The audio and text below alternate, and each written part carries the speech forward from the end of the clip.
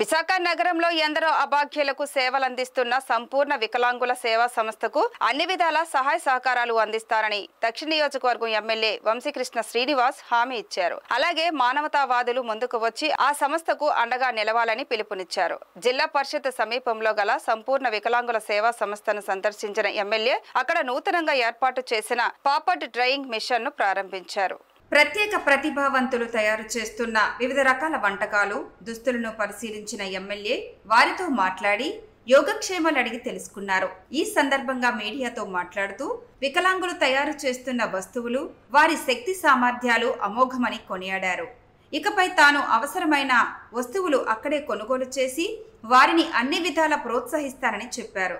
సంస్థకు అవసరమైన యంత్రాలను సమకూర్చుతానని, ప్రభుత్వ పరంగా తగు సాయం అందేలా కృషి చేస్తానని వంశీకృష్ణ హామీ ఇచ్చారు.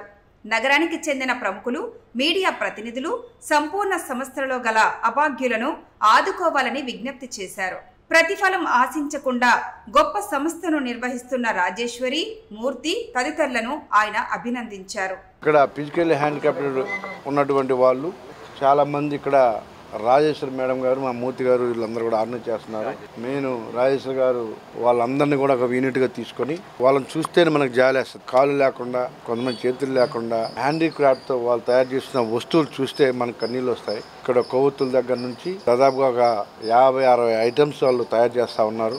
ఈ ప్రాంతం నేను కూడా చెప్తా ఉన్నా, కొవ్వొత్తులు మాకు ఏ అవసరం అయితే ఈసారి నుంచి ఇక్కడే కొంటా అని చెప్పాను. అలాగే వాళ్ళకి ఒక మిషను, అలాగే ఈపీటీఎల్ సంథింగ్ వాళ్ళు ఉన్నారు, జేఎం బక్షి గ్రూప్ వాళ్ళు ఏదో కొనేవాళ్ళని అవి కూడా చెప్పడం జరిగింది. వాళ్ళతో ఖచ్చితంగా చేస్తారు పండుగ ద్వారా వాళ్ళకి కావాల్సిన నీడ్స్ నేను సపోర్ట్ చేస్తాను. స్థానికంగా ఉన్న ప్రజలు కానీ ఈ ప్రాంతంలో కూడా ఇలాంటి వాళ్ళకి హెల్ప్ చేస్తే దేవుడు కూడా మనకి సాయం చేస్తారు. ఇలాంటి పీపుల్ చాలా ఈ సమాజంలో చిన్న చూపు చూడబడుతూ చాలా ఇబ్బందులు పడుతూ ఉంటారు. అలాంటి వాళ్ళు అందరినీ కూడా దగ్గర చేర్చి ఇవాళ రాజేశ్వరి గారు వాళ్ళకి అండగా నిలబడుతూ వాళ్ళు కూడా ఈ సమాజంలో దేనిని సాధించగలని వాళ్ళలో ఆత్మధైర్యం నింపుతూ వాళ్ళ కుటుంబాలకు అండగా ఉంటున్నారు.